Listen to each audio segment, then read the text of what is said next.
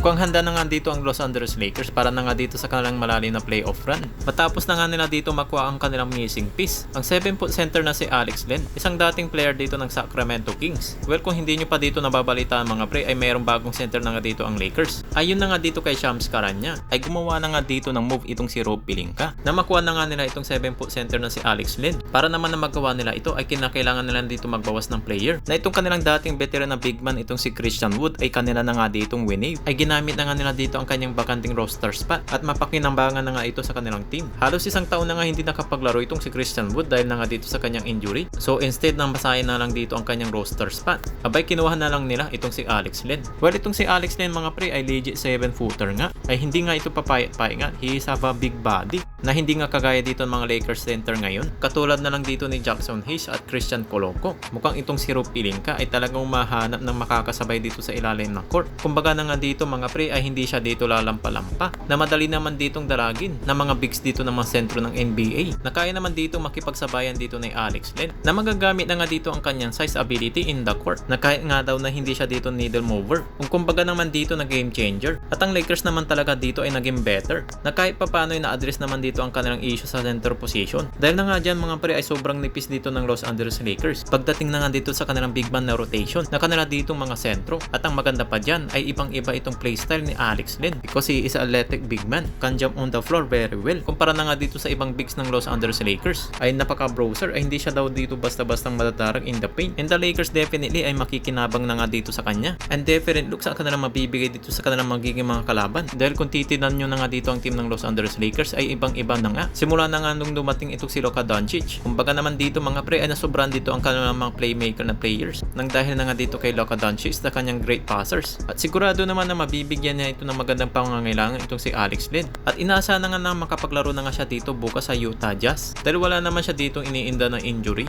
at masusubukan na kaagad dito si Alex Len, at makitaan na nga dito kung ano ang kaya niya ditong ipakita dito na nga sa mga bigs ng Utah Jazz na si Lauri Markkanen at Walker Kessler. Kaya naman bukas ay magiging kabang-abang pa rin ang magiging laro dito ng Los Angeles Lakers. Meron siya dito pagkakataon na magkaroon siya dito ng opportunity with a contender behind new starter. Dito na nga kay Jackson Hayes mga pre, isa na nga rin dito si Alex Len ang kinakailangan na nga dito ng team ng Purple and Gold, na makakatulong dito kay Luka Doncic, LeBron James, at isama mo na nga rin dito si Austin Reeves, na isa sa magiging problema nila so far. Sigurado naman dito mga pre na mababawasan niya dito ang problema ng team ng Los Angeles Lakers, lalo na nga pagdating na nga dito sa ilalim ng court, dahil na nga dito sa kanyang 7-foot size. At hindi lang dyan mga pre ay masibag din kasi itong si Alex Len. Pagdating na nga sa opensa ng love pass ay nagagawa niya ito ng maayos. Kumbaga high energy nga siya dito sa kanyang paglalaro, mapa-opensa naman o kaya naman dito sa kanyang depensa. At ngayon ay nasa team na siya dito ng Los Angeles Lakers, na kinakailangan siya dito sa kanyang magiging off the bench of scoring. So kahit papano ay great move naman dito ang ginawa ng Los Angeles Lakers para na nga dito kay Alex Len na kunin ito. Kayo ba mga pre, ano bang reaction nyo at masasabi nyo? Tara at pag-usapan natin yan sa comment section sa baba.